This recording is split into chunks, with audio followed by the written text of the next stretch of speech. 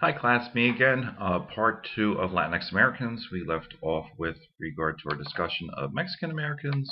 So, I want to talk a little bit about life for Mexican Americans, whether it's urban, rural. We see, with regard to urban life, we have a large concentration of Mexican Americans in large cities such as Los Angeles, Chicago, and numerous other cities in this, particularly in Southwest states such as Texas. And Southwest states, particularly, Mexican Americans have often been better integrated into mainstream U.S. society. There's more middle and higher class representation, and they've left a striking cultural impact and contribution to our mainstream American culture. In these areas, particularly in the Southwest, there generally are higher rates of intermarriage, exogamy, more nuclear instead of extended families, and less rigidly patriarchal gender roles. We're seeing over the last decades an increasing pattern of residing in suburbs, but also seeing patterns of residence in more ethnically Mexican neighborhoods in cities and towns. We have actually a large Mexican American population here in South Jersey, particularly in areas such as Hamilton, in Cumberland County, and stuff like that. But they do suffer from problems such as substandard and overcrowded housing, whether in urban or rural areas, as well as segregation, particularly in urban areas. Next section of the book talks about stereotyping. Two of the biggest stereotypes with regard to Latinx Americans, Mexican Americans in particular, are that they're probably undocumented, and they may be gang members, right? Even though, of course, this may hold true for some, it's not indicative of the whole. We sometimes believe it's true for all members. There's also this cultural poverty belief that those that are in the lower rungs of socioeconomic strata deserve to be there. We talked about that false belief before. Um, uh, but this wage gap between Mexican Americans and other sectors of the United States populace tends to significantly decrease the longer amount of time someone is in the country, and generationally too, and also through educational opportunities. So sometimes this gap is decreased in wage, right, etc.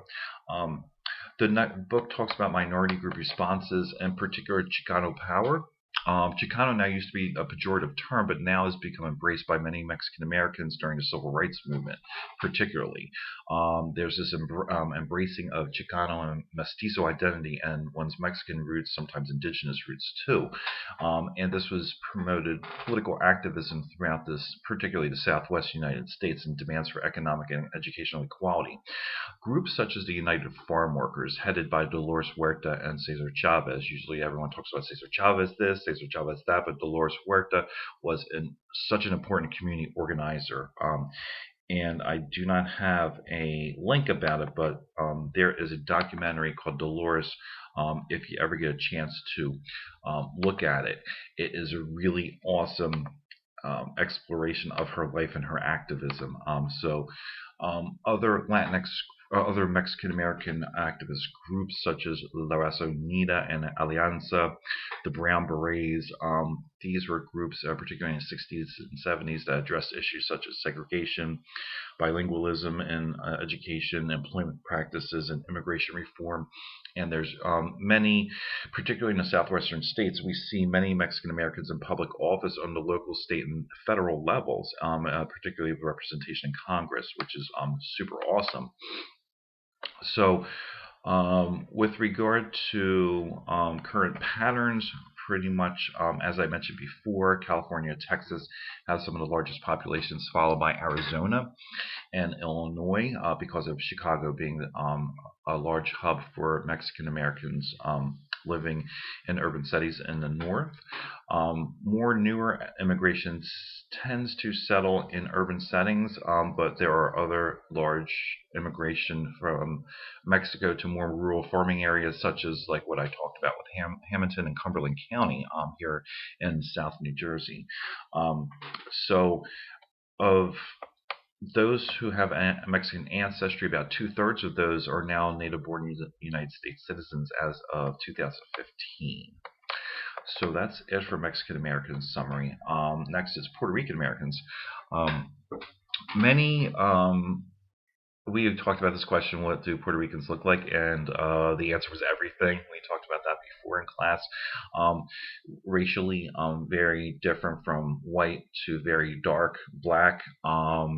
And Taino influence as well. Taino were the native indigenous population of the island of Boracay, that before it was conquered by the Spain in the late 15th century, and the Taino population was basically decimated. Um, but there's some Taino influence with regard to Puerto Ricans today as well. Um, so, with early relations after the annexation of Puerto Rico in 1898, after the Spanish-American War, some of the early relations that we had with the island was we had a policy of forced Americanization, wherein things such as we mandated the use of English language as the official language in Puerto Rico. Puerto Rico was basically a colony at that time. Um, and United States citizenship was granted in 1917 to residents of the island, but you could not have congressional representation or vote for president, right? In 1940s, there were changes with regard to the governance of the island. The island became a commonwealth with its own constitution and the ability to vote for its own governor instead of the governor being appointed by the mainland. And you could vote for your own representatives on the island. An important program that the book talks about was in 1945 called Operation Bootstrap. This was a program to try to develop Puerto Rico. And per capita income increased for people living on the island.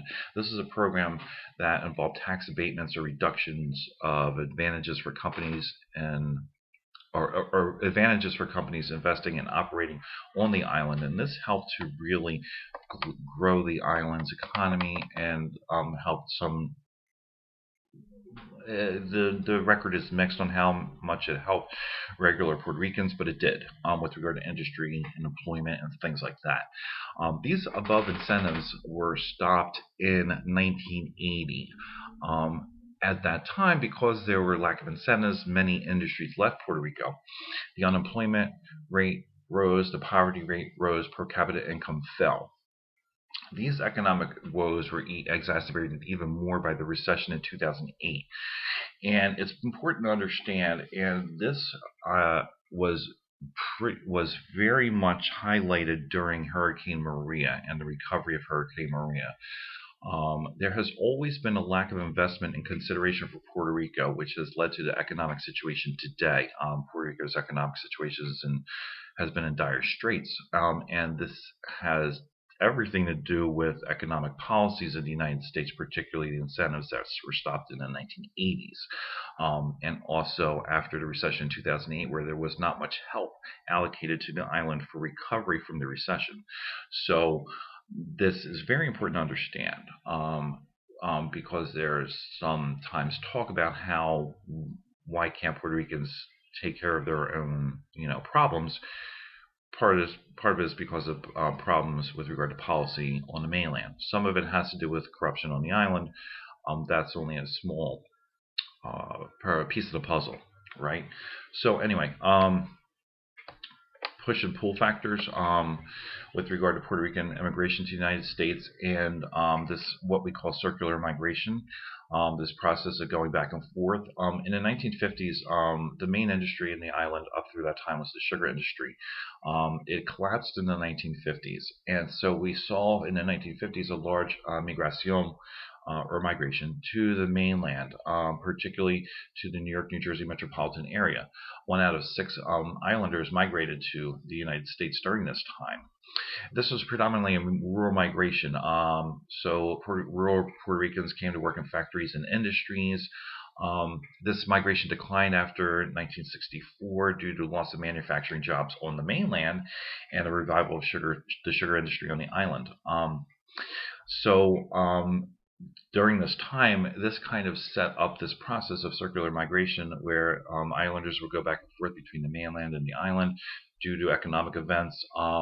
Also long for living back in Puerto Rico after living a long time on the mainland, people retiring back to the island, wanting to be with family members, sometimes avoiding discrimination, if you will, right?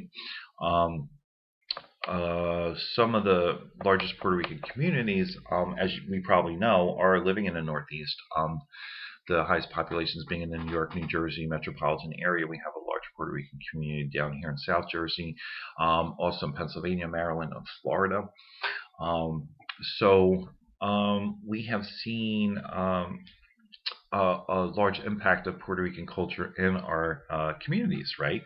Um, we also have seen some grassroots civic and social organizations that were founded to kind of give cultural pride and self-confidence of Puerto Rican youth. That the book talks about that, and some pretty cool stuff. Interesting as far as socioeconomic characteristics, Puerto Ricans tend to have a higher poverty rate than many other Latinx groups. Better than Mexicans, but worse than some. Poverty rates have been declining due to increased high school and post-secondary education completion, particularly on the mainland. Um, for In comparison to other ethnic groups, Puerto Ricans generally have the same poverty rates as blacks, and this is primarily due to the feminization poverty, which we talked about in our last chapter, that has a big, considerable influence on poverty rates, right? So next, we're going to talk about Cuban immigration to the United States, Cuban Americans. The majority of Cuban immigration happened after the Communist Revolution in 1959. So since 1960, about more than 1 million Cuban immigration fled after the revolution. The first wave was right after the revolution. Many political refugees were fleeing from Castro. This was a wealthier strata, middle and upper classes. Many were highly educated, many were racially white. They mostly came to the Miami area and settled in southern Florida, also in the greater New York City area. They were rather favorably well received because of their race and their socioeconomic status, and because they were anti-communist.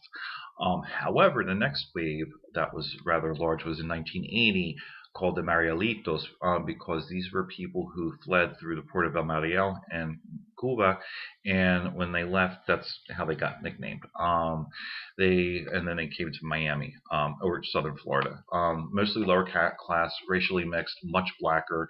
So they were not really as favorably received because they were lower on the socioeconomic strata and blacker. So there was a lot of racial discrimination against them, right? So the first wave of immigration, as I mentioned, came particularly to the Miami area, and they created a very vibrant Cuban American culture and community down there. Particularly those wealthier ones created industries and commercial opportunities, and it created an economic boom in the area, right, and particularly South Florida.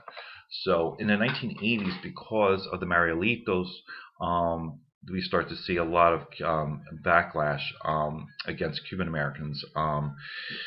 But where did I leave off? I'm sorry.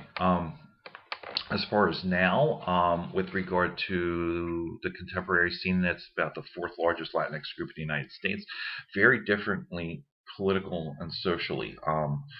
Most notably between generations. Older generations are keenly interested in Cuban political events and strongly anti-Castro, politically conservative, generally vote Republican. As younger ones tend to be a little bit more liberal, voting Democrat. But this is the one ethnic Latinx group that tends to vote much more conservatively than others, right?